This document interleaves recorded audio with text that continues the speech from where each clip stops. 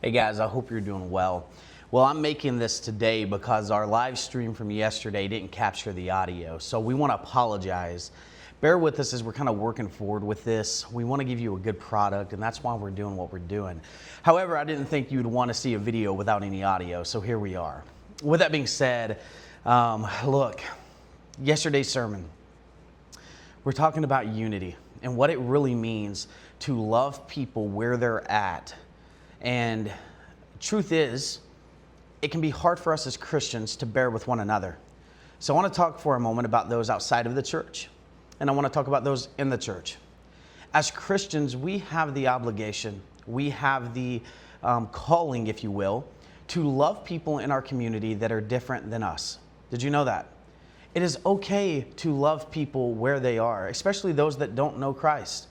Here at Sugar Ridge, we live by a threefold philosophy: experience, relationship, and discipleship. If we don't give people a good experience, they'll never want to build a relationship with us. And if we don't have a relationship, they'll never allow us the opportunity to disciple them. I think that's one thing that's important. People automatically assume that we get the right to disciple people. No, you're discipled by people who want to be around you. That's the truth. People don't want to be around people who talk about church and sound religious, but yet don't know the God of love, Jesus. If you're a Christian and you proclaim to be a follower of Christ, you have to know his example. And his example was very simple. That's why he tells us the second greatest commandment is to love your neighbor as you love yourself. And the first is love God with all your heart, mind, and soul. This is the commandment. And this is why this Jesus that we speak of would encounter Peter, who tried to get him to move away from him. Remember, Peter said, Lord, I am a dirty man. Get away from me, a sinful man. And the Lord was like, no, Peter, hold on a second. I know exactly who you are because I'm calling you. And it's this idea that we think that oftentimes that God came to us because we were perfect or good enough. And nowhere in scriptures do we find that. And the truth is that you're never good enough. We're all broken, fallible people. And the truth is that the sooner we realize this and come off of our high horse, because oftentimes in the church, we can be in Christianity for so long, in the church so long, we think we reach this certain level of spirituality, and in return, we become no good to the least of these. And the truth is, we have to get down with broken people like you and I. I think if we're honest and we looked ourselves in the mirror, we could name a few downfalls, a few sins that we struggle with, and say, you know what, you're right, Pastor, I am no different than the one next to me. And in the church, we have to be willing to be uncomfortable, but also be grounded in what we know God is calling us to. For example, there are so many social groups, whether we're talking about the LGBT alphabet community, whether we're talking about Black Lives Matters or MAGA or whatever you want, political realms. I don't know what you may consider a social group for your own life. But when we talk about these groups, when we talk about people who believe differently than we do, when we talk about that, we have to understand that we're called to love those people too. I'm not a liberal pastor. I just know what I believe.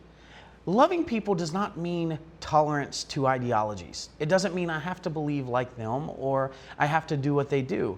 What it does mean is that I should have a relationship with Christ that is so grounded through the scriptures, according to what he calls us to, that I can go to them and love them right where they are without judgment in hopes of them seeing Christ in me. That's a big deal. And my hope is that we as Christians would understand that we get to storm the gates of hell, that we do not fear the gates of hell, for the gates of hell will never prevail against the church, but we can always storm hell's gates. It's a big deal. That we shouldn't be prejudiced against others, that we shouldn't treat others worse, or we shouldn't treat them with disrespect. We should always be kind. If anyone knows how Jesus operated, it should be us, because we should be the living examples. It was Jesus Christ at the well with the woman who loved her. It's Jesus Christ in the dirt with the woman caught in the act of adultery. It's Jesus Christ who tells the woman with the issue of blood to go, for her faith has made her whole. It's Jesus Christ who tells Peter that he's worthy. It's Jesus Christ who tells Abraham that he can be a father to many nations, regardless of his parents serving pagan gods. It is Christ who loves people where they're at. It's Christ who loves Zacchaeus where he was at. You have to understand that the mission of Jesus Christ is to love the unlovable and be unified together.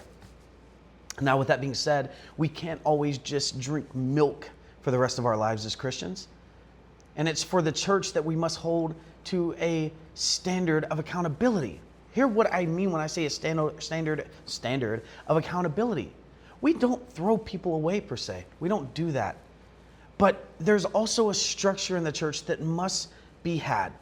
And that's why we walk out Matthew 18. That's why we have these conversations. That's why we keep the bond of peace, like I mentioned in our sermon yesterday. We do these things for a reason, to keep unity in the church. But when you become a new member and you have an encounter with Christ, there should be a desire to gravitate toward His word and calling, that we are new creations in Him, that we are living with a transformed mind, and that we're no longer just always drinking milk, but we're eating steak. And as members of the church, we should judge one another. We don't judge the world. We're not shocked by their sins. But when we come in as members of Christ, we should truly have a desire to grow in our faith and to be what Christ has called us to be. That even when we stumble and even when we fall forward. That's the message. The message is that you're called by God to love Him with everything that you have and to love your neighbor as you love yourself. That you are to love the world despite their choices because they don't have an awareness. You may be the only Jesus they encounter. And in return, your hope is that because of an experience and relationship, that you might have the opportunity to disciple them. And when they get in the church, understand they might drink milk, but eventually they might eat steak. Your calling is not to change anyone. Your calling is to love them. For it is Christ who said that they will know that you are mine by the way that you love. God bless you guys. I hope you have a great day. Take care.